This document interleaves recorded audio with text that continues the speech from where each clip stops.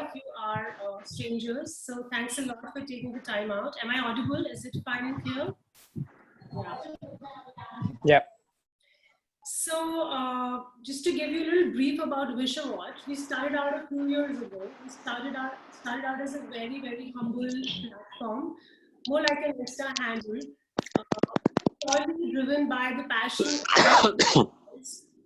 And it was started by Vishesh Sahani, who is one of the collectors. He's really passionate about watches. It's his brainchild, and slowly and over the period of few years, we've evolved into a more serious platform in terms of connecting with people, the kind of content we do. We have our presence on Insta, we have a web page, we are present on Facebook and YouTube. And basically the whole gist is to create content which appeals to the watch community, watch enthusiasts, collectors, and increasingly we're realizing the only way to make it appealing and interesting to people is to collaborate, to partner. So the vision is it's a platform for collectors and brands and people to meet. We have our virtual presence. We do offline events like on-ground real experiences. We've had partner brands like Panerai. We've done a host of experiential evenings with them. We've worked, Vishawatch's parent company is White Media Marketing. It's an experiential marketing company, again, founded by Vishesh Sahani, who's here with us today. And we have host of luxury brands and partners in the whole Pernod Ricard portfolio, IWC, Hublot, Panerai. We've worked with a lot of brands. So yes, going ahead, the idea is to be more out there and connect as much as we can with people like you, the collectors. This is our first virtual get together and meeting. So thank you so much for joining in. Thank you, Puneet. Over to you. Right. Thank you, Vijaya. We're excited to have you here. And now I'll just introduce in short the guests which are going to be speaking, the experts per se. So we have Vishesh with us, who Vijaya just mentioned, the founder of Vishawatch. So Vishesh, apart from being the founder of Vishawatch and White Media Marketing, Eka Weddings, he's bitten by the entrepreneur bug and is an avid watch collector. He looks into everything luxury just about, which surpasses his radar for all things bizarre. He's keenly observant, guys, so take care. So the other one, along with Vishesh, is going to be our very own Vritti. She's a part of Bombay Watch Enthusiasts. Although she's not currently living in Bombay, she's from Ahmedabad. She's a designer who's the only designer from India who's worked with JLC for over 3 years. She's been part of the Richmond Group's Creative Academy and also has worked on projects with Vacheron, IWC, Cartier, etc. She, with JLC, her extensive experience with JLC includes her working firsthand in the design team. And so a lot of JLC watches which we are wearing right now, maybe Vritti would have designed it for us. So it's very interesting. And plus, again, a very noteworthy thing is that none of the JLC team members ever have been from India. So again, another good thing, like a proud moment for us that we have someone who's an outlier in that sense, and she's worked with JLC in Switzerland. And Vishesh and Vritti are going to be helping us understand design in horology better. Cool. So Vishesh and Vritti, the floor is yours. We all are waiting. Thank you. Thanks, Puneet. Introduction. So honestly, guys, hi everyone. Good to meet all the members of Bombay Watch Enthusiasts and few of other friends as well who are here. So design, honestly, for me, I think it's a very personal and a subjective take also that usually people have. Like for me, when I look at a watch and a design, so for me, it's how comfortable the watch sits on the wrist. So that's the first thing, other than the visual appeal, and that's the thing I think about. So I think it's a really interesting take that we like to share today with all of you. So thankfully we have an expert with us today who's going to at least tell us what are the basics of watch design and what really goes into a watch design. So Ritik. Yeah, so I'll be taking over, guys. Hi, everybody. I hope you guys are all safe. I'm sure you are, you attending this session. Basics of watch design. I mean, design per se is quite a wide topic, And to talk about watches, we can say that it's both restrictive, because it's a small design element, right? It's a small object. So sometimes when we look at watches, we are not just looking at, say, the dial. We are looking at smaller elements too. We are looking at the number track. We are looking at the bezel. We are looking at the lugs. We are looking at the case. We are looking at the bracelets as well. So it may look restrictive, but it consists of a lot of different elements that are minutely designed. Each part of the watch is, given, I'd like to say years, but sometimes not years, but it's a long and extensive process to design the smallest of the parts while designing a watch. Guys, am I audible? I think, Vishesh, are you breaking up? No, audible. Yeah, you're audible. Yes.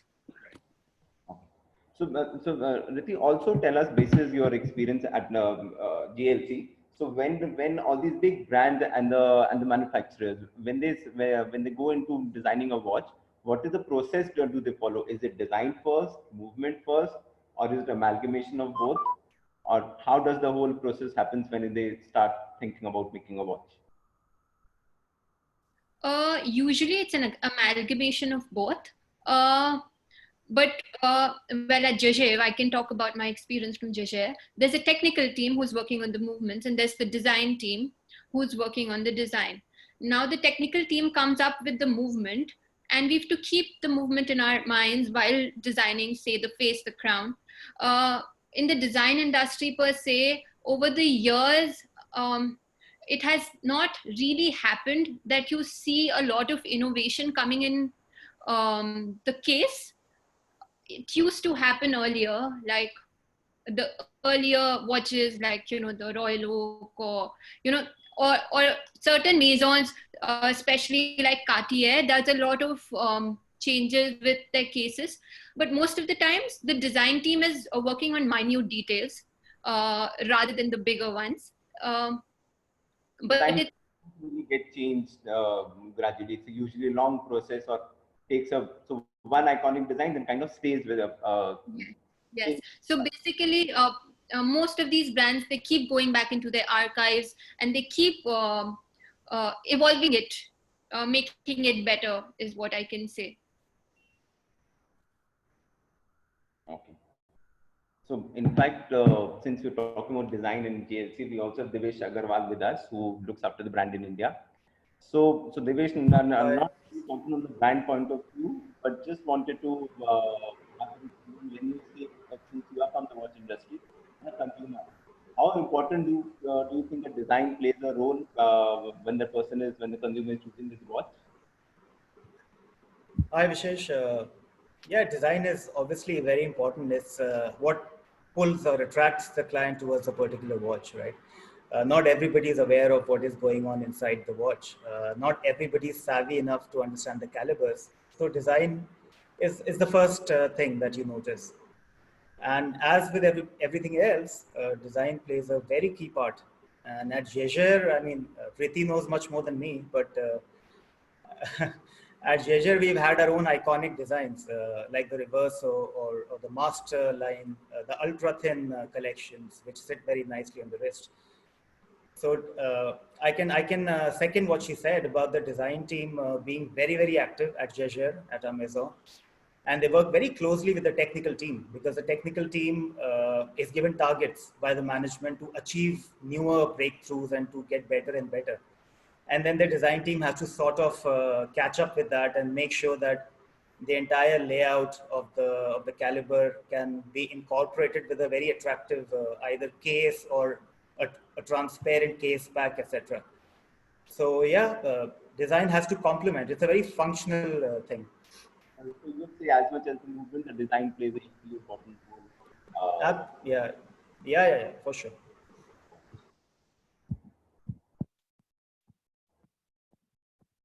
Riti, you would like to share some of your key designs or something that you were talking about? I would, but I would like to share some of my works. I've already shared it with a few of you guys before, but I'll be happy to share that.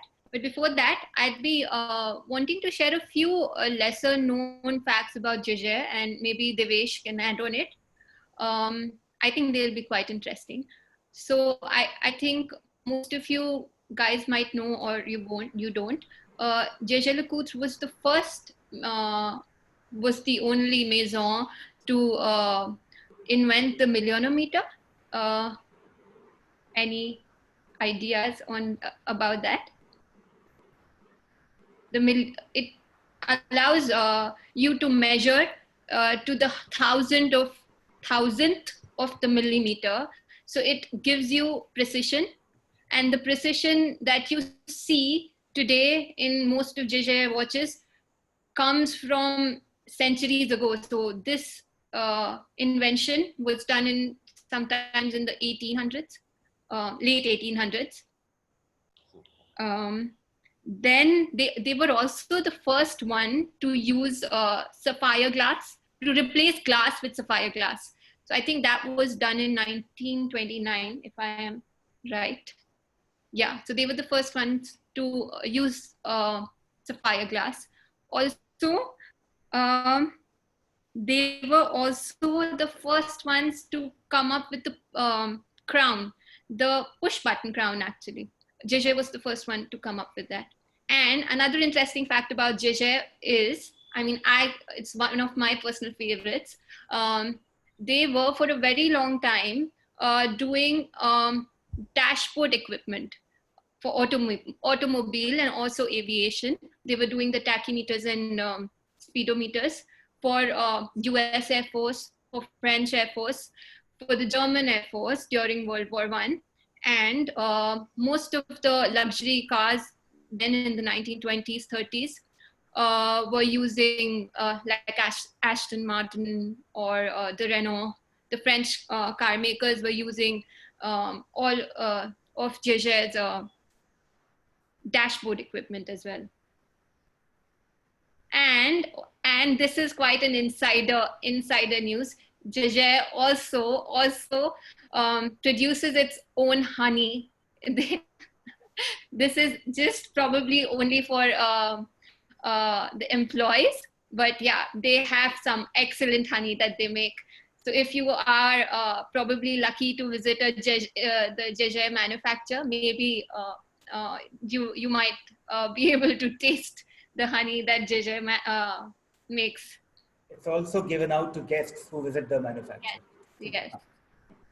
And a couple of other facts which are on the chat. I'm just going through the chat. So Nakul is saying that is it the Geneva stamp, the accuracy stamp which they have? So is it the same as the Geneva stamp, or is it different? Because we know about the Geneva stamp in watches, right? Certain watches have those. I think it's the same. Okay. And also, Karishma made a point that Jaeger had the smallest caliber that weighed about a gram. Oh, wow. That is The one, I think. Yeah, that is something interesting. Sorry, just to clarify, our stamp is actually an internal certification. It's not the same as Geneva stamp. Oh, okay. We call it the 1,000-hour control test, which you get nowadays. Okay. I'm the creative person, Devesh, so I think you know more on that. Yeah, but we're focusing on design today, so you're the boss today. So from India's perspective, Vishesh, what do you think, and Devesh, even you, like from an Indian consumer perspective, when it comes to Jaeger, do people come to talk about it as in terms of the design, or it's still very brand level, or they talk about the design or the technicalities? So how is it going from a design angle? Like, do we pay a lot of focus on a majority level to the design of a particular watch, or it is more superficial per se? Should I take that, or Anyone? Okay. So from the brand point of view, I think then so India, honestly, I think it's a very mixed market. So we are still an evolving market, I would say. So some of these JLC, Panerai, Hublot, some of these brands who actually are known for the certain design capabilities, and they're different kind of collectors. So I would say, so there's not really such a big vintage watches community here. So it's more recent. So the collectors are also more recent when we talk about in numbers. So of course, GLC has its own following with its reversos. So it has an iconic history which starts with India. So I think that's any which way a strong story which is there. But I think other than that, Indians per se have some fascination with slightly bigger watches. Hublot Big Bang, though the watch community or collectors, they may feel that Hublot as a brand may not be, and they don't have that much respect for the movements. But in India, because of the design, it does amazingly well. It opens its first flagship boutique in India last year. Panerai, again, another big watches with another unique crown guard design and the sandwich dial does really amazingly well. I think it's one of in the last 2-3 years in its category, one of the best selling watches. They have already, I think, three boutiques in the country. So I think over here and all these brands somewhere that size does play a role here. And from collectors, then of course from the Rolex and everyone which is there, which works, they are very dependable watches. And honestly, they're one of the best tool watches when it comes to design, which are there to have. So those are any which the iconic watches which have been doing really well from the last 30-40 years, I would say. And I think let's get some other collector's opinion as well over here. So I think we have Deepak Tomar as well with us. So let's see from a collector's point of view, what does he have to say?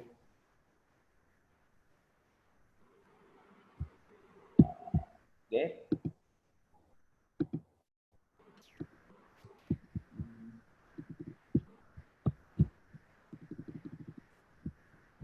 Anyone else? Puneet? I can't. I think he's disconnected. Is Deepak here? He was there. I think we can have someone else. Right. So Ronnie is I think a very good example of a design-based collector. So Ronnie, you can share your insights as to the design of Gege and also otherwise. Like, how do you look at watches from a design angle only? So, which is very new for someone like me, because I look at watches from a lot of other angles, including the mechanics of it, the machine it's working on, the movement, etc. So, what do you think about this concept? Okay. Hi everyone. So for me, I think 90% of the watch for me is the design, and that sort of overrules the other sort of issues. Of course, what's inside does make a difference. I'm not going to look at a quartz watch, although the design may be fabulous and stuff. But the issue, I think, and what sort of irks me is I think a lot of the brands at the moment are restricted in terms of their creativity. And I know I have friends who are in maybe you can sort of add in from your experience, that who are in the design sort of part of working of these brands, and they just feel so stifled in that they're unable to express their creativity. And I think it's partly due to sort of commercial reasons, that the brands are unwilling to push the envelope and sort of go beyond their sort of comfort zone in terms of creativity. I think the cost of developing a particular design is so great that it's sort of, and then the risk of failure is another big sort of issue. And you spend vast amounts of money in terms of marketing a new release and stuff that you can't, you want to minimize the risk of failure. So that I find sort of one sort of element that's rather frustrating as someone who collects from a design perspective. And I think just generally, I mean, if you talk of examples, I mean, like Audemars Piguet, I think it's a single brand watch, primarily with the Royal Oak. I remember I was talking to Thierry Stern, I'm not sort of name dropping or anything, and I asked him, what do you think of the competition? And he just laughed. He said, what, a brand that has one sort of mono sort of inventory kind of thing, the Royal Oak. And he said, I'm not worried about them and stuff. And it's so through. And when they launched this recently, was it the Code 1130? I don't know even what it's called. It's such an ugly watch. And I remember someone asked me and someone went and printed it.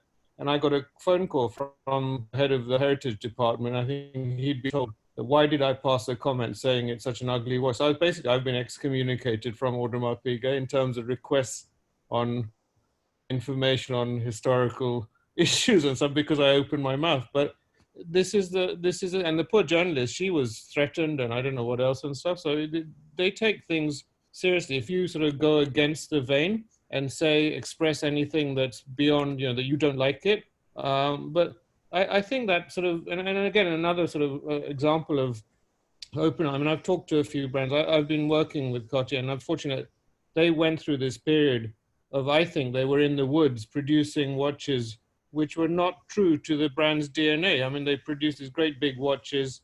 They're okay if you're a Russian drug dealer or something like that. But to the rest of us, they're big watches, 50 millimeter, and then they went into going into mechanical complication, which is fine. I've got no issue. But when you price position at a level of Patek Philippe, I don't think any collector is willing to pay that kind of money for a brand that's still, in the minds of many, associated to be a jewelry brand. You're not going to buy a high complicated watch for the great big price. It just doesn't gel. And that whole venture turned out to fail. And now you're seeing the return back to their heritage in producing time-only watches and stuff. But again, like if you go in for special requests, their thing is, oh, well, we can't do that. You can, and I've talked to Vacheron as well, to look at historic pieces, to reproduce them, or just do custom pieces. And the thing is, well, they don't want to look at their heritage and reproduce anything, but they said, well, if it contains, if it's an improvement of the past, yes, but they won't copy the past. But I don't understand that, because, if the past was a success, and that was good, why can't you, and the demand is there from people who keep you in business, why would you not produce designs from the past? What is it that, what is this fear of not, why must it, there's a whole sort of reserved attitude in terms of of going to the past or even exploring something beyond the boundaries. That's really my sort of thing. I don't know, if that's, Ritti, you can sort of add in, I'm sure from your experience, how you were you able to let the creative juices flow, or did they sort of, besides changing the crown shape or the number of grooves in the crown, did they allow you to do anything, So I was actually quite lucky because I was, the place where I was at, I got to be very creative. I was working very closely with the marketing and creation director. And because I was working so closely with him, I got the creative freedom to sort of, in fact, I will share my designs and you will agree, I hope you agree, that it is quite a creative design, very different from what JLC did before. But like you said, a lot of times these brands, when they're going back in the past, they're scared of failure, of course. Like for just in case of, just to take Reverso's example, right? Reverso, initially when it started, it failed, I think, in the 1940s, and they stopped producing it till, I think, 1970s or late 1970s or early 1980s. And I think one of the Italian retailers, or maybe people from Italy, had a lot of demand. That's when they reproduced it, and that is when the Reverso actually became the icon that it is today. Initially, when it was started for its utility, basically, it wasn't that well known. So I think a lot of times these brands, they are skeptical to go back in the past and redesign their old pieces, unless, there's a lot of requests coming in, maybe then they consider. Sure. So on the Audemars Piguet, Karishma, I'm going to come to you, you know that.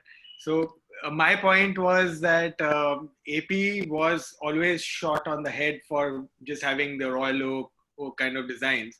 And now when they came up with something different per se, and they tried to blast it all over the media and everything on whatever social media, but then a lot of criticism went through their way, right? So a lot of us collectors said that, what the hell are they doing? But at the same time, they wanted to try something new. So Karishma, what do you think about it?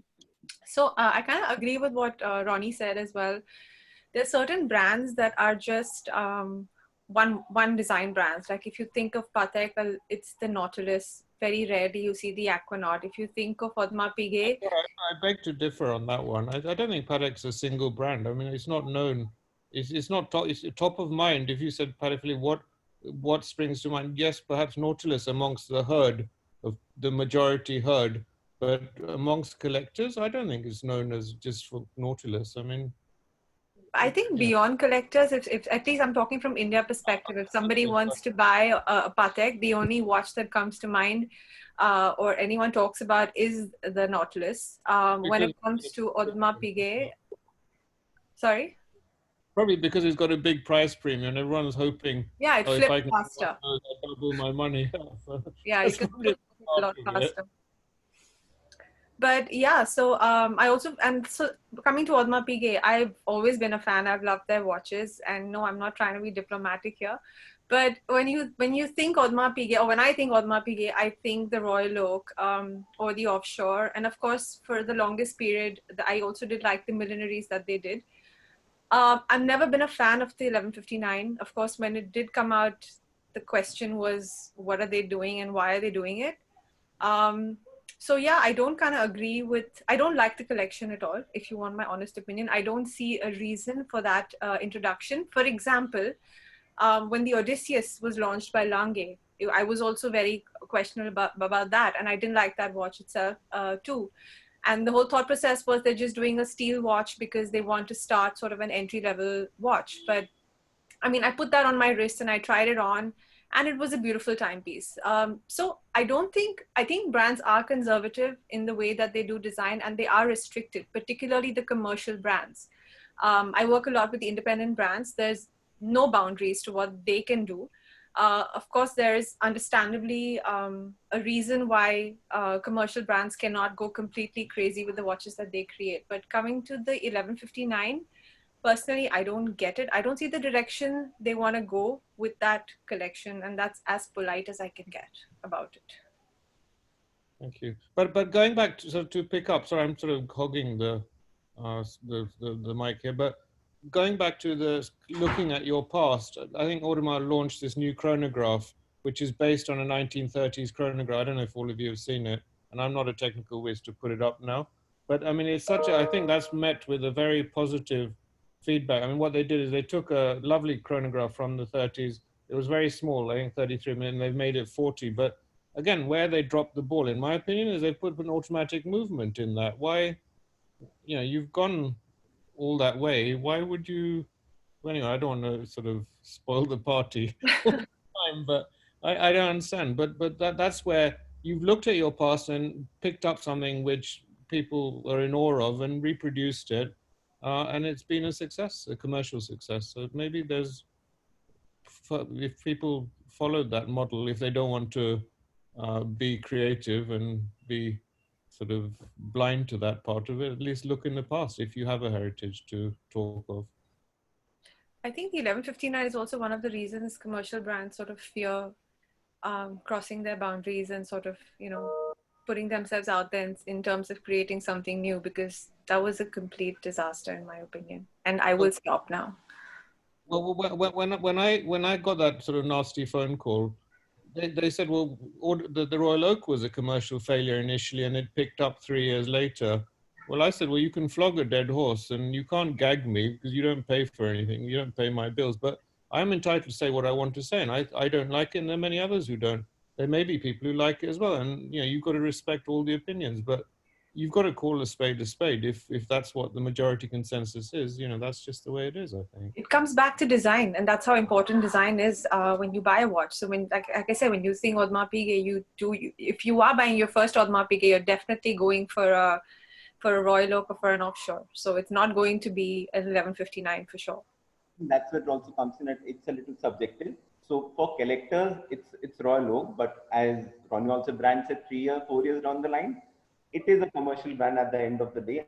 And when you see over the years, they might be. Personally, I don't hate the design, I don't love the design. But somewhere I think eventually we have to give it that space, because a lot of collectors may not, like, to give an example, Hublot. Again, people say it's a marketing brand, it's everything, it really sells. So I think that different aspects, yeah, from a... Definitely, it's an opinion. It's a personal opinion, and this is purely my personal opinion about what I think about this watch. I have a lot of love and respect for AP. It's one of my favorite brands, but 1159, it's just a personal opinion.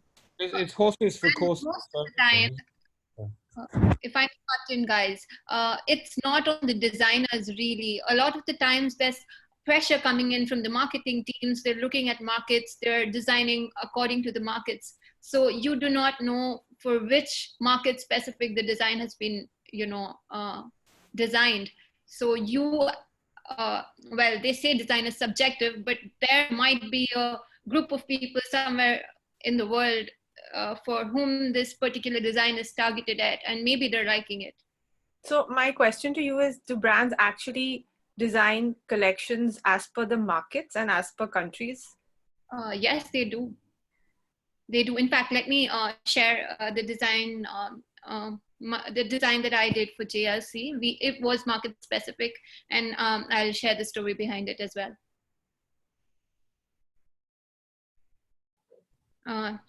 Should I share it, guys? Yeah. I'll start sharing my screen. Just a minute.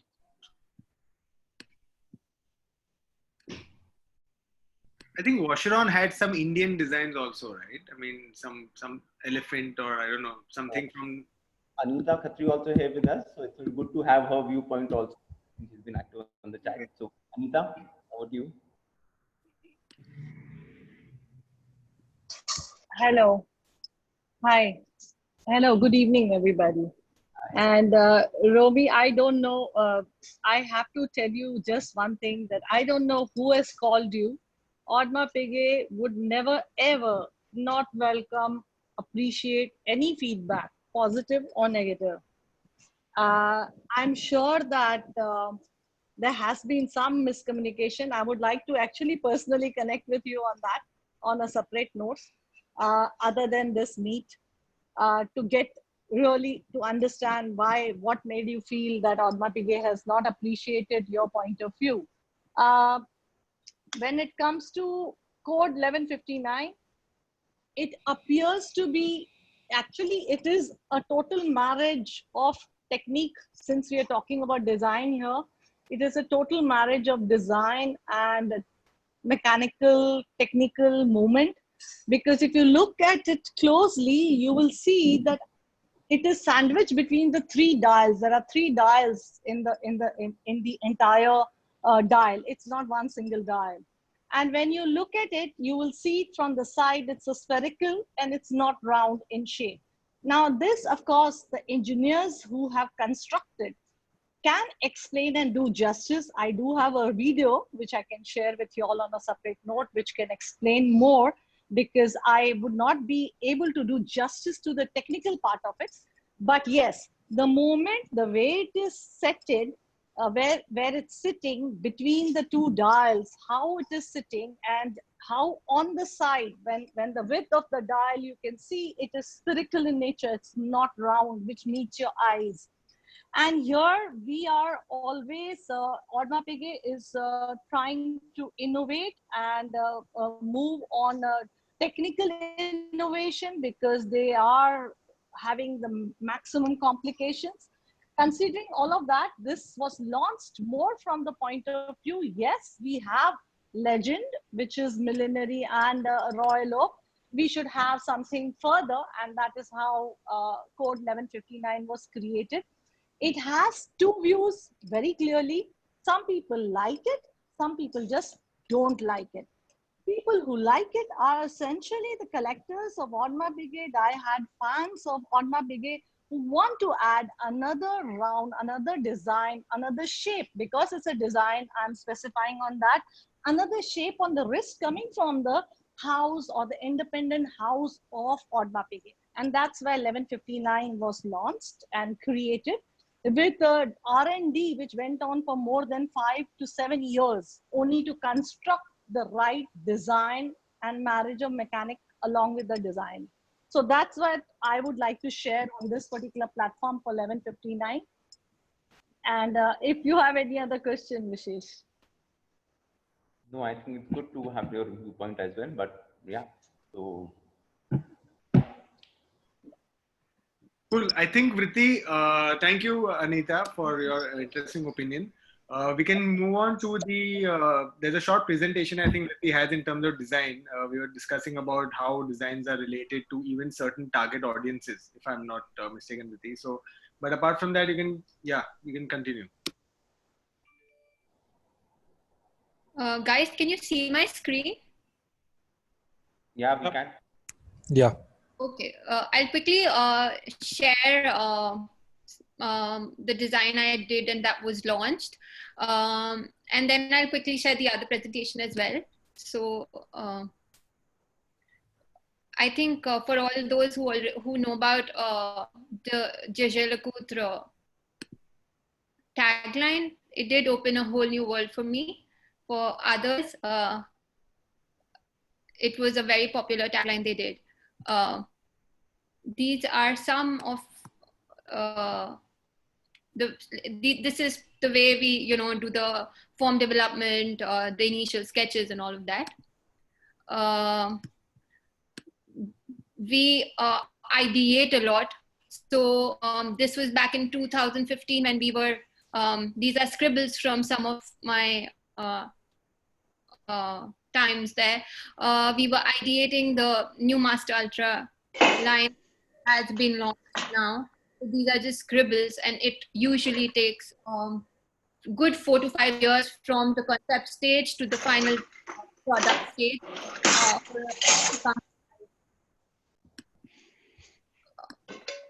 So, all right.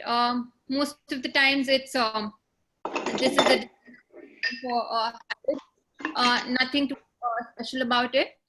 Just the minute details here. The color is orange on the threads in the stitch. This one was special to me. This was one of the Mithya Dara pieces. This was the brief that was given to me was we are targeting the Asians. B, use any animal. Now, when you say use any animal, if you go in the archives of what Jai Lakoutre does, they have done a lot of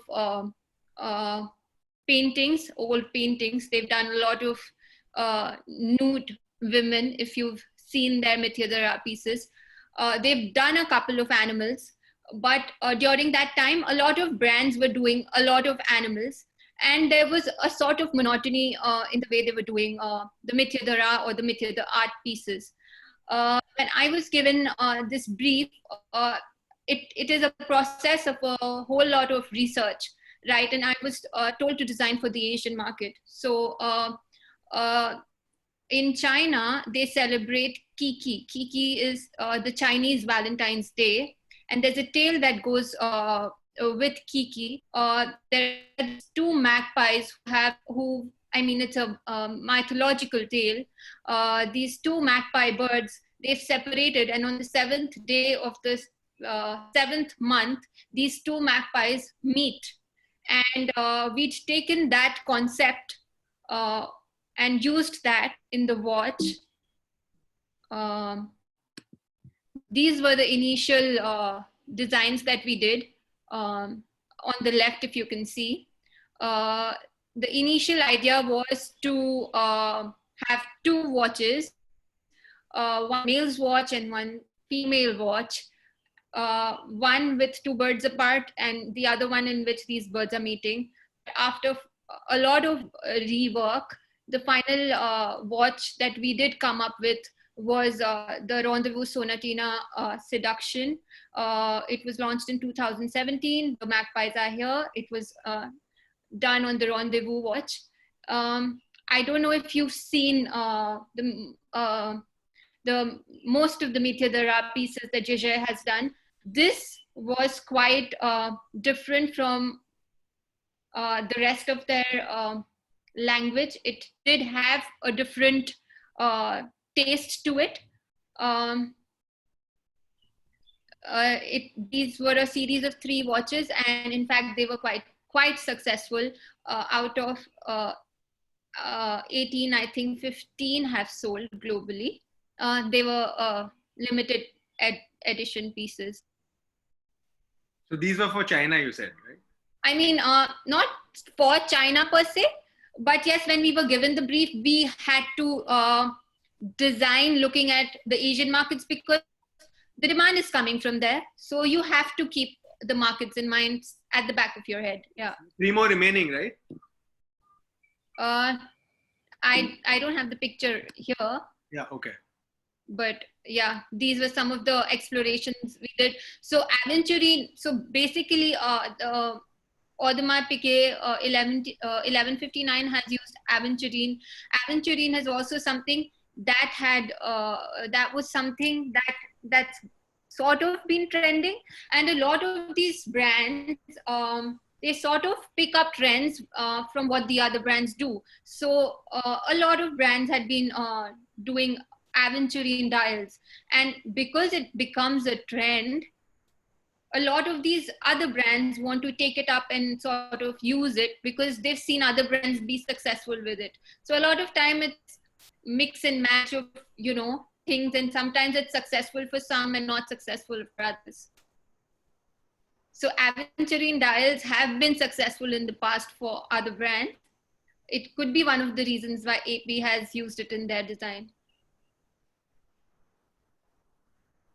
It's interesting to know how design that at times brands do design specific pieces for different markets or keeping them in mind. So thank you for sharing this. And these are some of my sketches. This was one of my hand painted pieces. I think I've shared it on Instagram also. There's not much that I'm allowed to share. I think Devesh would agree to that. I've already shared enough. I'm biting my nails right now. But yes, this was, I mean, I was given these files because I could have used them in my portfolio. So I think I am allowed to share these. And apart from that, I did create a small presentation, guys. If you all agree, we were going to discuss a couple of design icons. So if you all are up for it, should I share the presentation, or Vishesh, do you want to talk about something and then do the other presentation? First, I think it will be good to, that will be an interesting conversation. Let's share those designs. Sure. Just a minute.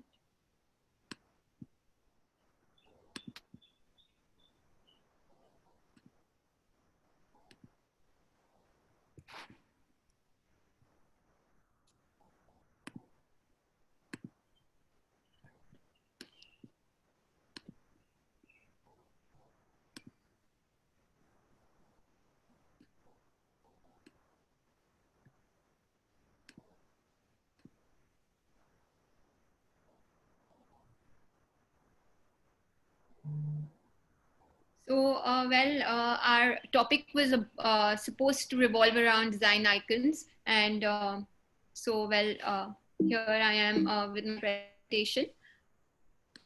Just a minute. Yeah. So we all know a couple of icons that were designed by Gerald Genta, the Royal Oak, the Patek Philippe Nautilus. The Royal Oak was inspired by a diver wearing a helmet, which was attached to his suit by 8 screws. And so these 8 screws on the bezel that you see, that's how they came to his mind. A lot of times, it's a design process. I don't know if this is what Genta followed, but it's called form development. And it's a basic rule that when you have a square, say a square, you kind of soften it and you go on softening it. So if you keep softening the edges of the square, you get a circle. So when maybe Genta was doing it, that's what he did when he did the Nautilus. He was at the Basel World Fair. Apparently, he came up with his design in 5 minutes. So maybe in his mind, he just softened the royal oak to come up with a softer form, which is now the Nautilus. This Nautilus was, in fact, designed on a paper napkin, like how most startup ideas these days come up, maybe, which is why it was a success. And also surprisingly, both those watches are also two of the most comfortable watches to wear on the wrist. You can wear them the entire day and without really getting to know about it. I'm going to add to that. The other Genta designs, well-known designs, are the Bulgari. Later on, the Bulgari became really popular and was incorporated in jewelry as well. It was inspired by an inscription on a Roman coin. The IWC Ingenieur, I was lucky to do a redesign too. I don't know if it was incorporated. While I was at the Creative Academy, we were trying to redesign the Ingenieur. I don't know whose design got selected, but we did work on it too. But Genta also redesigned it, and one of his trademarks or USPs, we'd say, he tries to do the screws on the bezel. In fact, Santos, which is not a Genta design, also has screws on the bezel. It's very Genta-ish, but it's not a Genta design. Again, one of the icons, which is not a Genta design, one of the icons that remain is an icon is the Calatrava. It is one of those understated design, came, I mean, one of the first dress watches. And I want to add, like, if you see the Calatrava or the Patrimony or the Master, the Jaeger Master, you'd see a lot of similarities. A lot of times people say that, you know, this brand copied that brand, but when it's a dress watch, it's a dress watch. There's not much you can do, right? The design codes for whichever brand will be the same. You will see minute differences, but a dress watch will remain a dress watch. But one of the Calatrava did come up with the Clou de Paris bezel, which was one of those bezels that sort of it stands out, and is Calatrava is known for its Clou de Paris bezel. Clou de Paris is the texture that was also used on the word to mobile phones, if you guys can recollect it. Okay. Another icon we all know is the Verso.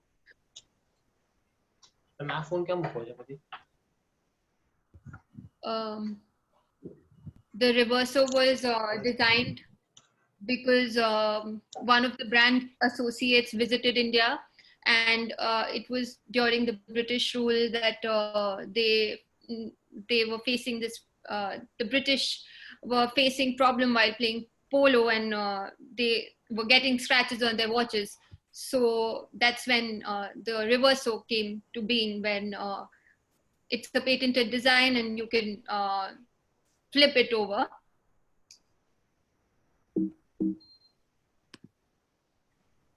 And of course, the Rolex Oyster Perpetual is one of the icons that remain.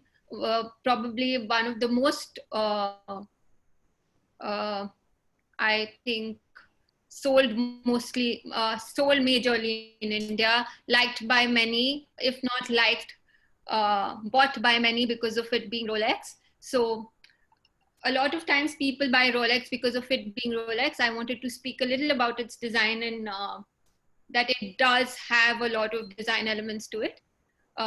It has form and it has functionality. Interestingly enough, the name Oyster it came to being because it's difficult to open an oyster, right? So I don't know if it's a myth or a fact, but Hans Wilsdorf, he was having troubles opening an oyster, so that's how he came up with the name. It's a hermetically sealed case of an oyster. I have an oyster here in my hand. The fluted bezel is what you all can see in the slide 2. The winding crown and case back. The case back also is fluted. It is one of the things that have remained from the early 1920s. If you see, the bezel was fluted back then. It is fluted now. There were a couple of design changes. It was a larger case, a more geometrical case. In fact, the story is that I think it was this woman, a swimmer called, actually Hans Wilsdorf was quite a marketeer. So when he did come up with the oyster, he presented it to this swimmer called Mercedes Glides, I think. And she crossed the English Channel in, I think, 15 hours or 13 hours wearing the oyster. She did it twice. The first time, a goof up happened because somebody else claimed to swim the channel in like 13 hours or so. So she re-swam the channel wearing the oyster, and I think she was wearing the gold oyster, but she wore it on her, she didn't wear it on her wrist, she tied it around on her neck. And that's when the oyster sort of lived up to its name, that it's waterproof, it's airtight, and no matter what you do, it will remain waterproof. So that was the idea of an oyster being an oyster. Now it's become a very well-known icon. It's become, it's one of those watches that probably a lot of Indians buy because of just the name Rolex. Of course, there have I'm sure Ronnie will have quite a take on it. But it has gone through a couple of variations. The Jubilee bracelet was introduced. Then, of course, the oyster bracelet, the oyster perpetual milgauss came up. The lady date just, the sea dweller. You know, the changes kept happening, and well, this is quite, I don't know how latest it is, but it's probably a couple of years old, maybe 5 or 6 years old, but this is what we see a Rolex oyster today.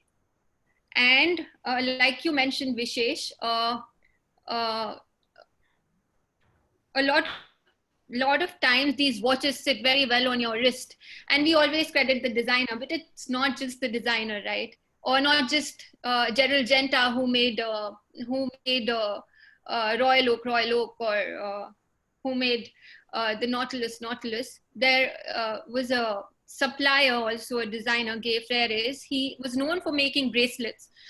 He also made a lot of jewelry bracelets, but he did a lot of bracelets at that time for Rolex, for Patek, for Vacheron. And I've shared a couple of pictures of his iconic bracelets. The Bon Clip bracelet was one of his designs that he supplied to a lot of watch maisons during that time, even to Rolex, although only a couple of Rolexes used it. Another of his, one of his famous designs was the oyster bracelet that was initially supplied by Gay Freres and eventually patented by Rolex. The beads of rice bracelet that has been used by both Patek and Vacheron. The Royal Oak bracelet, like you said, the Royal Oak sits very well. Well, the bracelet of the Royal Oak has to be attributed, the success of it has to be attributed to Gay Freres because of his design and inputs and development, because the designer can only put the design on paper. A lot of times it's the technicians, the suppliers, they all work together, they all work collaboratively to make the piece come to life. I mean, there are a lot of people behind one watch, and of course, names never come out, but a watch becomes a watch because of many great people, and Gay Freres was one of those. And then one of his other popular bracelets was the ladder bracelet. It was used on the Zenith El Primero. Eventually, Gay Freres has been taken over by Rolex now. Yes. Like the only difference from then to now, like in 70s and or 50s to 70s, all these watch brands used to reach out to a lot of specialists to get their bracelets, movement, or various parts of the watch done. But now it's the opposite. They want everything in-house. So honestly, I think some of the iconic designs from that time are still there because it maybe went out to the specialists and who really did their job well. Yes. So I think that's people can have a different take on it, but I think that was a better approach maybe then. I think if Ronnie has to add, I'm sure Ronnie will have quite an interesting take on what he thinks of bracelets. First of all, I want to thank you for a lovely presentation and stuff. Great job. And the designs you did are awesome, really. Thank you so much for sharing them, Riti. It's really great to see. And to know someone who's actually done amazing work like that, that's even, you know, I'm honored and stuff. Thank you very, very much. Thank you, Ronnie. In terms of bracelet, unfortunately, I'm not a bracelet fan, so I don't know. But amongst collectors, I know a lot of my friends, vintage collectors. The bracelets are extremely sought out after the Grey Frere bracelets that were produced in the 50s and stuff. There's one guy actually in Spain who's become the specialist of copying vintage bracelets, and these go for the value of a expensive watch actually now. It's crazy. But yeah, if you're a bracelet fan, I guess horses to courses, like watches themselves, I guess. Thank you. And I'll just finish up with a couple of design inspirations that a couple of brands have taken from, like, for example, the tank. The tank was actually inspired by a war tank. And if you can see, I've put in this slide a tank in itself, and you can see the shape of the tank wheels, if I can call them wheels. From the top view, they look like how the tank face looks now. So a lot of times, a lot of these brands do take literal inspirations. One of the, then the Ballon Bleu, the name comes, the word ballon means a hot air balloon. And if you actually see it in an angle, you can actually see a balloon when you see the ballon dial, which on a regular day you wouldn't see it, but I'm sure with a balloon's picture right next to it, you may be able to visualize a balloon. Then this watch, the Baignoire, it's actually the bathtub. It means the bathtub in French, and it's the literal top view of a bathtub. And the case is actually that of a bathtub. A lot of, like I said, a lot of these case developments that used to happen back then do not happen. You do not see them happen now, even though a couple of maisons do work really hard on it, like Cartier does. Like, for example, the Crash. The Crash is, I think, it was this watch that I think somebody met with an accident, and this watch was deformed and became a Crash. Or Drive the Cartier, I think even that is a new case in itself. But it's comparatively less now that you see brands working on case designs.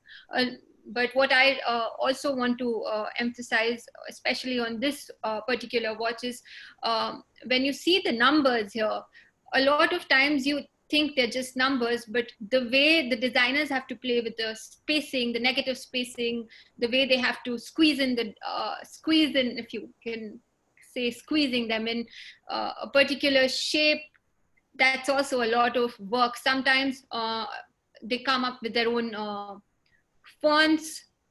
Sometimes they, of course, use either Roman or Arabic, but the way they play with the negative space is also quite a difficult task. Yeah. I think, yeah, that's about it, guys. My presentation ends here. Thanks, Vritti. That was really fantastic. A lot of information on there, even I had no idea about. So it was really well put together. Glad you Thank guys you. liked it. Thank you, Vritti. Thanks, Vritti. It was amazing.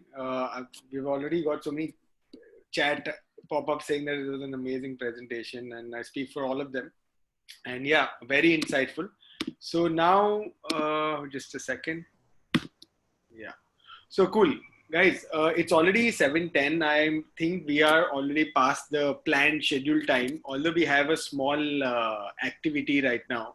If you guys are okay with it, we can go for it, or we can even do it next time. What do you guys think? Because it's a little late. Unanimous vote. Yes. I'm gonna have to leave, so Okay. I'll leave you guys to it. Others, everyone, like, are you guys okay to sit here for another 10 minutes? I think 10 minutes we should wrap it up. Perfect, cool. So I think I've got a thumbs up from many people, and the guys who are not answering are going to be there, so it's all right. Right. So thank you very much, Vishesh and Vritti, and everyone who participated. It was amazing. Unfortunately, all of us couldn't participate because of the limitations of this platform. But I think all of us are going to leave with a lot of good knowledge about designs and probably look at watches and gesture in a very different way. So now moving on, we've learned a lot about designs, but let's see if we've actually learned a lot about designs, or like me, you were just having way too many beers to kind of understand what is going on. So there is a small quiz which we have created for you guys, which Vijaya and Ahan are going to take us through. And it's a small, very short 10-minute quiz. At the end of it, like any other competition, we have some gifts, and I'll just throw what we have for you guys on the screen. So maybe you guys can see it. Just a second. So yes. So yeah, so we have the Cartier's, the book, and we are trying to get Francesca Cartier-Breckel to sign it for us. Although because of COVID, there's some communication issue with, but we might get her to sign it for us. And we have a very nice watch roll from Vishawatch, which is your prize if you happen to win the competition. And it's a small quiz. And Vijaya will take you through all the rules and regulations, and then we can get going. Right, Vijaya, over to you. Sure, great. So quickly, just to take you guys through the rules, it's a multiple option quiz. Like there'll be ABCD answers. You have to just pick the right answer. It's a mix of visual questions and a couple of text questions. So I'll do the voiceover while the quiz is running. Nidhi will share the slides of the quiz, the questions. And the answer, the way to answer is, you guys, every participant has to send the right answer to Ahan. Ahan is one of the participants here, in private chat. This is the only important piece of information in terms of rules. Please send your answers. So if it's question number 1, write 1 and ABCD, whatever is the right answer. 2, ABCD, 3. So please remember to put the question number. We're experimenting with this format for the first time. We have tried to figure it out that hopefully it all goes seamlessly. And so, yes, if you keep that in mind. So we'll keep each slide for about, say, 10 seconds or so. Try and be as fast as possible. People who are sleeping, not interested, please wake up. It might be an interesting activity. So let's go ahead, guys. Nidhi, are we good to go? Yes, of course. Let me just play some music. Okay. Is it good?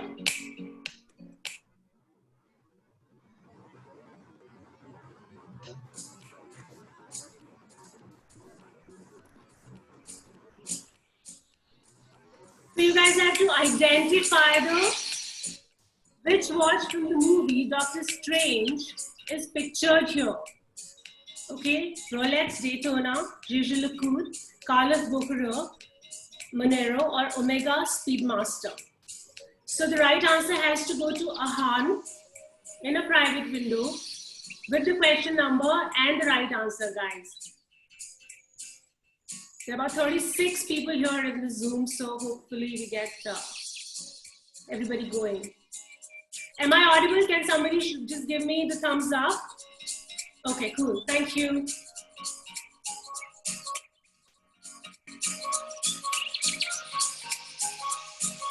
And once you're done, you can let us know whether you've received a few of those answers. Yes, Ahan, please give a go ahead in some way so that we can move on to the right answer.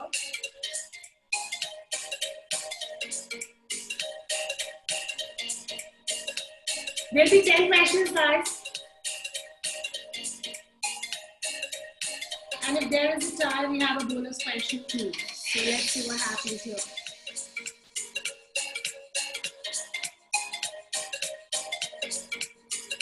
Do we move ahead? I think let's move ahead. About 10 seconds is the average time. We're going to stop per slide, okay? Okay, so here goes the answer.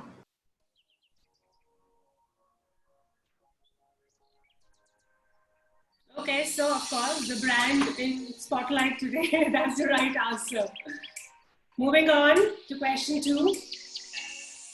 So you have to reply 1B. That's the format to send your correct answers to. Yes, maybe let's move on. Cool, you have to identify this, the design. Guess the watch. Is it a Bulova Royal Oak, Audemars Piguet Royal Oak? Is it Maurice Lacroix or is it Bonnard Mercier? So, question 2, ABCD. And your right answer.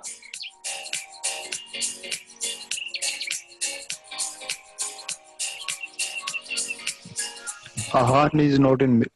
I cannot send a message to Ahan.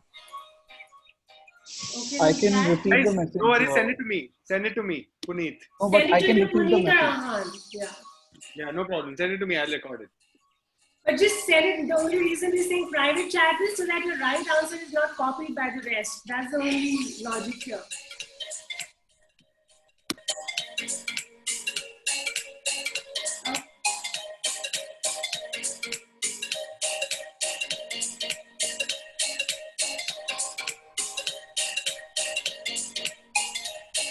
Do we have the answers, Ahan? Yeah, you can go. Yeah, we can go to the next one. Next slide. The correct answer is, The answer first. of course, the iconic, the one and only. Moving on to question 3. Guess the watch brand. This is the zoomed in focus shot of the dial. Is it lip watches? Is it electrician? Or is it Resels or HYT?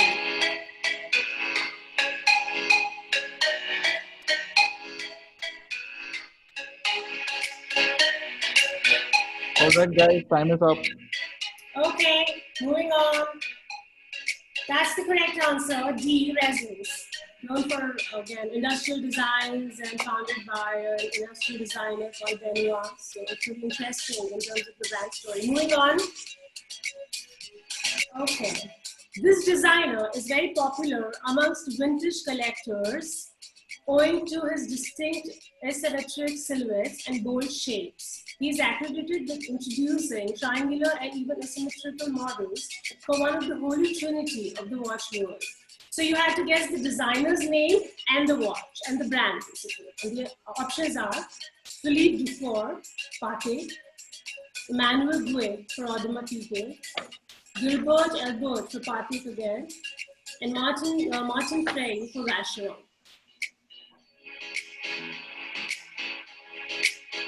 This could be a little tricky one, so read your options carefully.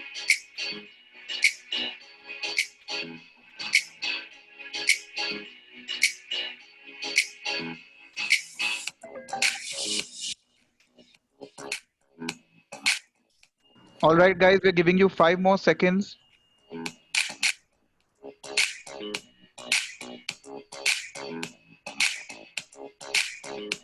All right, time is up. Let's move on. Right answer, coming ahead. All right, that's Mr. Gilbert Elbert for, again, one of the iconic brands, Patek Philippe. Moving on to question 5. You have to guess the brand, just feature the piece. And again, one of the art collections, something of design, Vacheron, Cartier, Hazelwood, or Patek Philippe. And if you want any cues, you see a dog there. So taking a cue from our earlier conversations and discussions about the region.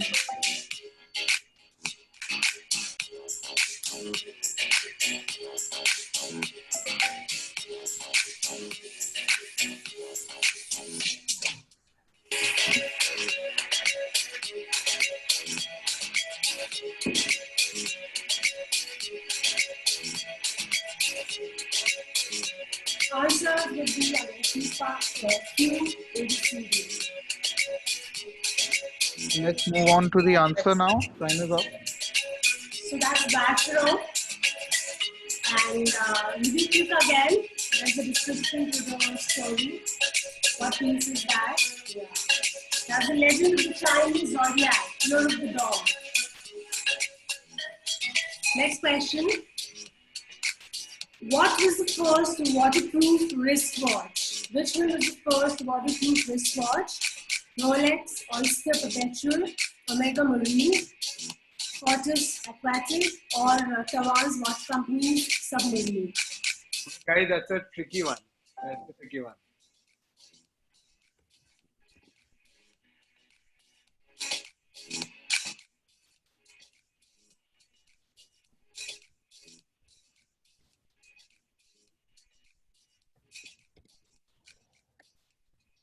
Just the music is coming up. This is for questions, guys. It's not over yet.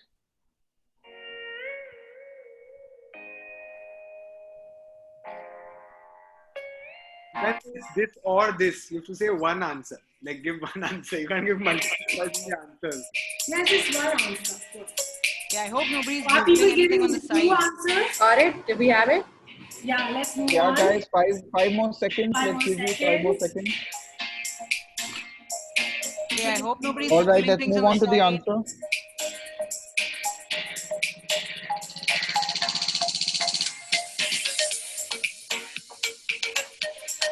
That's the submarine watch. Waterproof by Tawan's Watch Company. Great. Guess this watch. Is it the Fortis Aviation Square Chrono, Tiger and Monaco, Tissot, T-Trend, Quadrato, or a Seiko?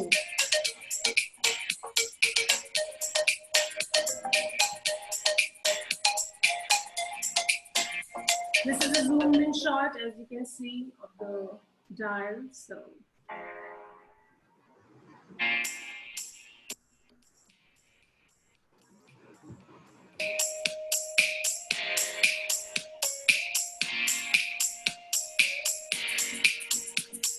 That's an easy one, guys. Going ahead. Go ahead, let's go ahead. Moving on. Do I? Yeah, we can move on. That's what it is. Tag Heuer's Monaco. One of the iconic devices. Okay. Moving on. In 1998, at Baselworld, this French-born watchmaker presented a retro-futuristic wristwatch designed by Jeff Barnes, an industrial designer. It is widely considered to be the first watch to experiment with an entirely new form, combining avant-garde design with classic movements. Who is the watchmaker and what is the watch he designed? So it's a combination of two names, okay? Yeah.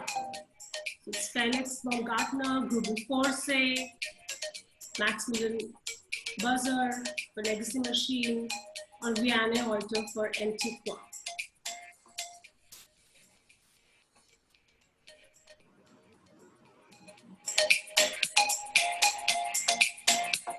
Entirely new form. I think that's one of the cues here.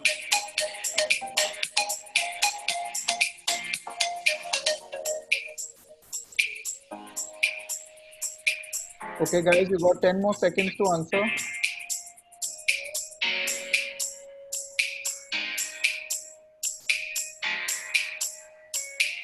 All right, time is up. Moving on. So yes, that's the man. Yanni Halter. You pronounce it right in French. V and H are silent, I guess, and that's the wash. Antiquotes. Great. Moving on to question 9. Again, you have to guess this brand. Is it Lange, Pate, Classic, or Laura Perry?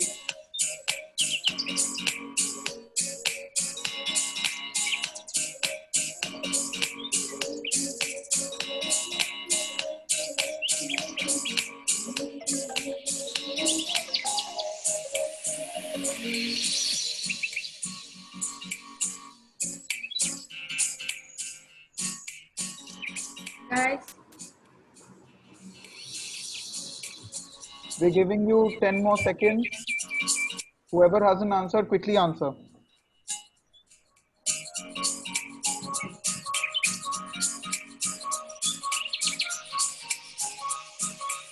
All right, let's move on to the answer now. Okay, great.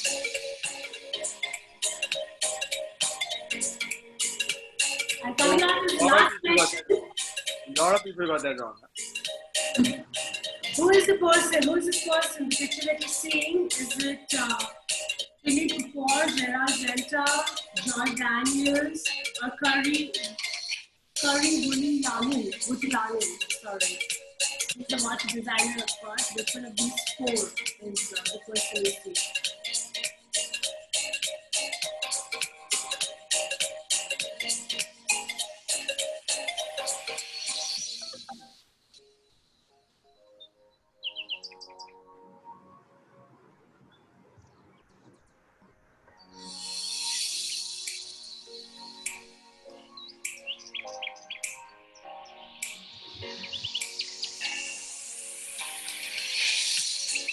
Okay, guys, 5 more seconds to answer. So this is basically the final countdown. 5, 4, 3, 2, 1. And we come to the end of the quiz. Thank you everyone for participating. This is Philippe Dufour. Okay, let's start. Puneet, what do we do with the bonus question later on? Only once we know, right? I think let's ask it because let's just take it. Yeah. Let's take it then. Yeah. Guess the watch that Keanu Reeves wore in the film John Wick 3.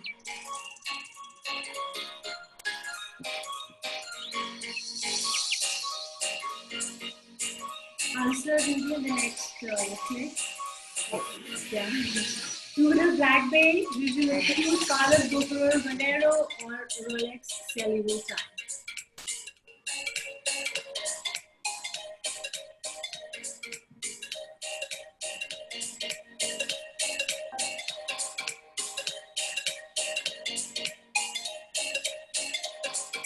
This will just be the tiebreaker question. Yeah.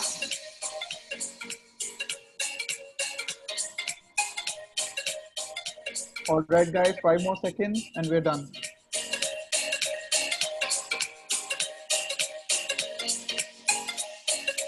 done. Okay. All right, and the answer is Carla Cooper's Monero Autodate. That's it. With this, we wrap it up. Thank you so much, everyone. Over to you, Puneet. Right, super. There were certain questions which were very interesting. So I think not everyone got everything right. Although there are a lot of experts here. But let's see, Ahan, you need some time to check it out. Yeah. All right, no worries. I'll require some time to collate everything. Right, cool. So in the meantime, we didn't get the time to talk to Sarosh. Sarosh, hi Sarosh.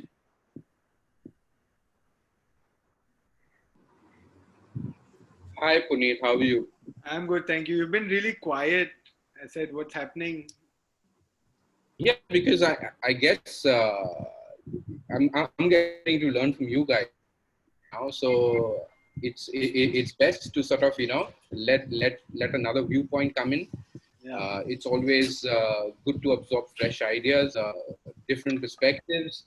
So always happy. I mean, interesting Sunday evening. Anush, but it will be good you are here with us. It will be good to have your viewpoint also. So because you deal with a lot of collectors or people with watches. So in your viewpoint, when you say when it comes to India or Indian consumers, since you deal with them quite a lot, where do you feel the aspect of design fitting in? Is it do you think it's all about the bigger pieces, or it's also about only about the brand, or what are the really things? It's good to have your take because you have a very different perspective because you deal with them even from the after sales service point of view. Well, see, if we are discussing design right now, okay, a lot many people, especially, are judging watches, whether they are collectors, whether they are just coming into watches. A lot many things are seen, first of all, at least by the Indian buyer or the collector, is primarily the name.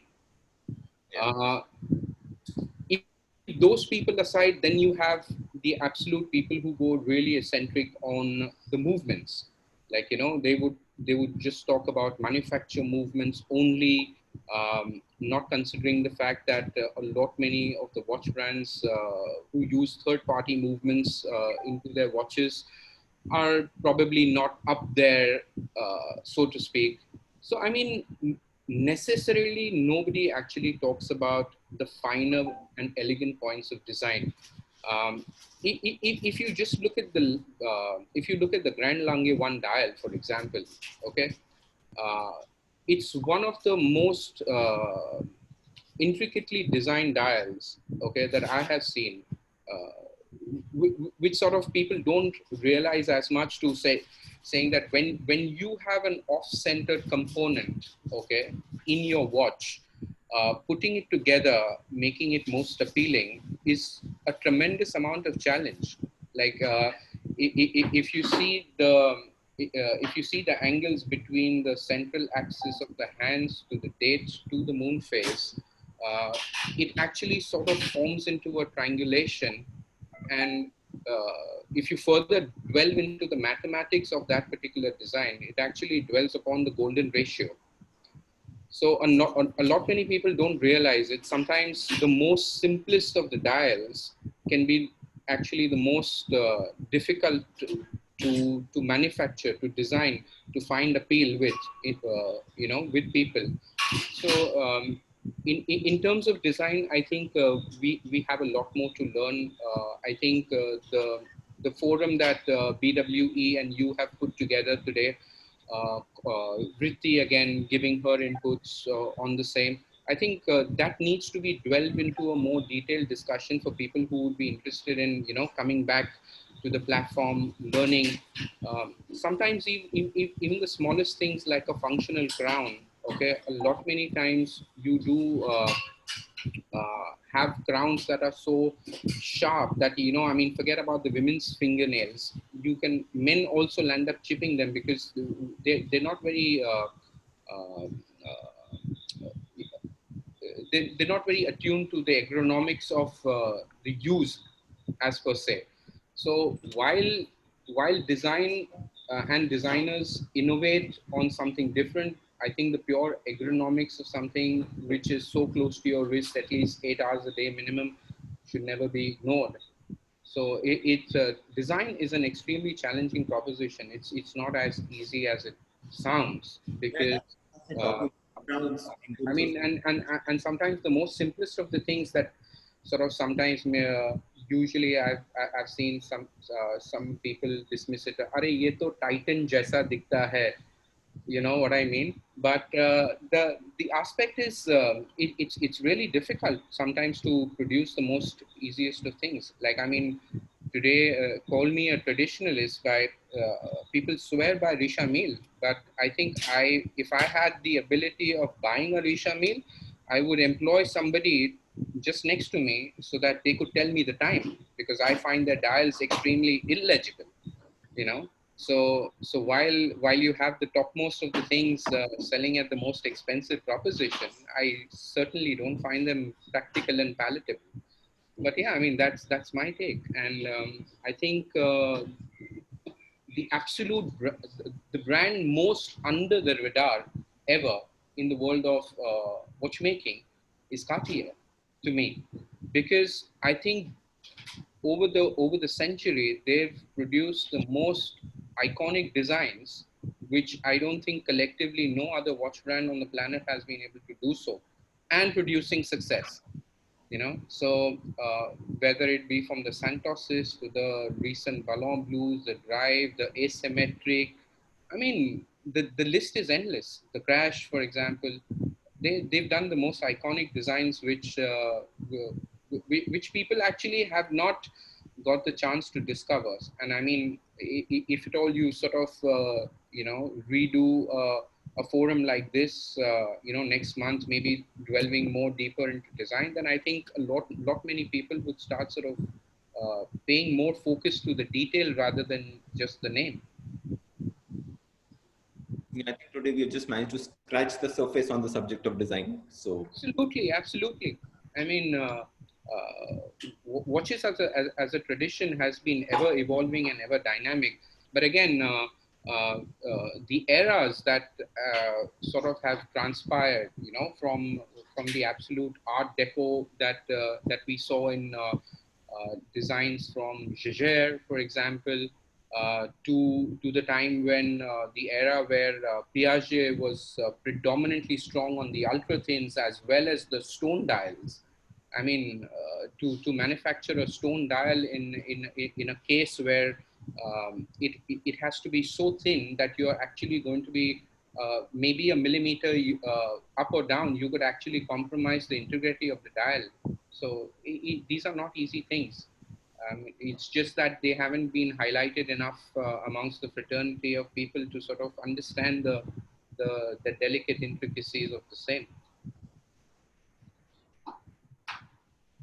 But I think, as you said, Art Deco. Art Deco was also very some of the iconic designs from 50s and 70s. Like I would say, Ronnie's collection.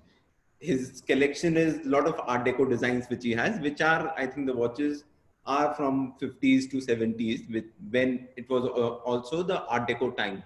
I think designs also somewhere is also a clear role at what is happening, is a reflection of what is happening in the world at that time. And I think which is a period of 20-25 years, I would say. So roughly, and then some inspirations come from that time, which eventually we feel when we look at it after 60-70 years, that was the revolution, that was the movement going on at that time. Hence, 30s, 40s watches or 50s to 70s will differ from 80s and 90s. And roughly you will put it 20-25 years. Yeah. So, and I was listening to him when he said that, when AP did that whole redux, I mean, why did they go ahead and put the automatic in it? Why didn't they sort of leave it to the manual? But I think a lot many people, unless and until they don't are not in love with their watches. Like, I mean, I know of certain individuals who would like sort of, pay more attention to their watches than their children. I mean, I don't necessarily say it's a good thing, but I think those are the guys who would actually enjoy the aspect of getting up, winding their watches, babying them, while their wives and children fret around in the background. But brands increasingly are finding it difficult to satisfy a collective taste, in a matter to speak. So I guess if you have to sort of do a complete redux of an absolute retro aspect coming in, I don't think movement finishing, which is actually being spoken about a lot nowadays with the manufacture movements, I think that would disappear. Watches were pretty much utilitarian, in the 40s, 50s, even till the 60s. It was worn by people mainly for a part of a function. Today, the society has evolved. It's more about a belonging. It's more about prestige. It's more about peer groups. So the whole dynamic of the industry has changed, and hence you need to understand certain superlative aspects will always be more predominant in a consumer's point of view, rather than the functionality that we talk of right now. And hence a lot many stories of tradition, a lot many finish and aspects on the movement. Well, and I think to a certain extent that has also stopped the evolution of watches per se. So अगर ये चल रहा है तो उसको ज़्यादा से ज़्यादा चलाओ. You know, that's you maximize your potential. It will also be a good example of that. They make some of the really best tool watches in the world, but in how many years do you really see those designs evolving? Or each year, how much of involvement is there in a design? So, see, it's not about that. I think people need to be proud of their acquisition, whether you own a HMT or whether you own a Patek Philippe. First of all, not many people are as confident about it is because of the fact that I think somewhere down the line, as I said, it's more about the optics rather than the actual love for a timepiece. So I guess unless and until that doesn't change, you will not find a brand who has to sustain a business at the end of the day try and take an unnecessary risk per se. You know what I mean? yeah, I agree with you on there. Yeah, but then again, I mean, it's these are frivolities which will always have a lot of opinions. And I think we should have the results also now. Yeah. Do we have the results, Ahan, the scorekeeper? Yeah. So we have the results. The highest score is Miss Anita Khatri. Ooh. She has got the highest score. And for second, we have a tie between Abhishek Mehra and Fennel Parekh. Super. Congratulations to all the winners. Puneet, you can take it forward. Thank you so much. Congratulations, guys. And Anita was no surprise. I mean, she has been a watch expert. So, yeah. But I think a lot of a close deal, right, Ahan? That's what you messaged me right now. It's very close. That's why it took. Yeah. So, a lot of people got right answers. But I think the questions were a little difficult. Some of them were, right? So, what do you guys think?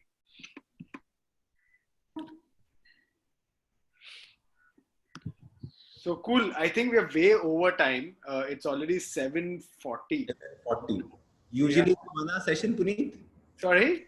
Usually it's a 1 hour session. Yeah, it's supposed to be a 1 hour session, but we always cross that line because it's just watches. So everyone just keeps on like talking. We love it, right? And no one really minds. It's never been 1 hour. Quite an oxymoron to the precision aspect of it, right? Quite an when talking watches. Yeah. But thank you guys. Thanks Vishesh and Vishawatch. Thank you for being there. It was amazing to have you guys. It was really good fun. And Vritti, thanks for your insights, your presentation. And I hope you don't get any flack from JLC for sharing so much information. And, I know. I hope it. I didn't speak too much, but. No, but we had the country manager here, so I mean, it's fine. So anyways, thanks a lot. Thanks a lot for all your inputs. Thanks, Ronnie, Sarosh, Anita, Karishma has just left. So thanks every one of you experts and everyone else on this platform right now. A lot of people have left, obviously, because of the time which we always cross. But thank you everyone. And it was amazing to see you guys. So this was the first thing which we did with this talks with BWE. We hope to continue this in the coming weeks, and hopefully we all get freed from the COVID lockdown right now and we get a solution to all the bigger issues in life. But until then, I think this is a good way to kind of de-stress ourselves. And Vishesh, thank you so much. Last words from you. Thank you guys. See you. Thank you. Bye-bye, everyone.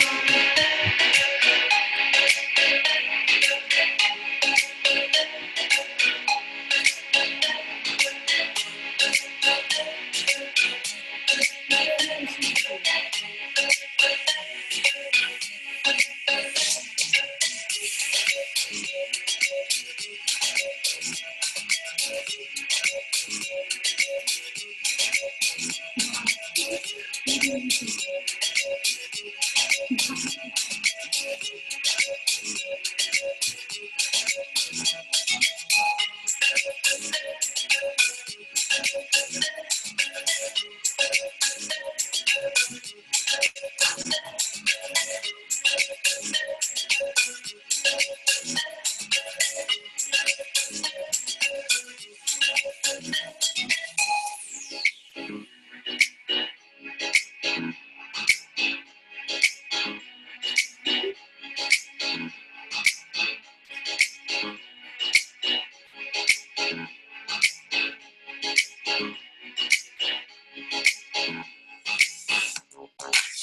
I think all of us are all BWE guys right now. I'm going to stop the recording, but I think it was amazing, right, Vijay? What do you think? I think so. It is fun. Yeah. It is.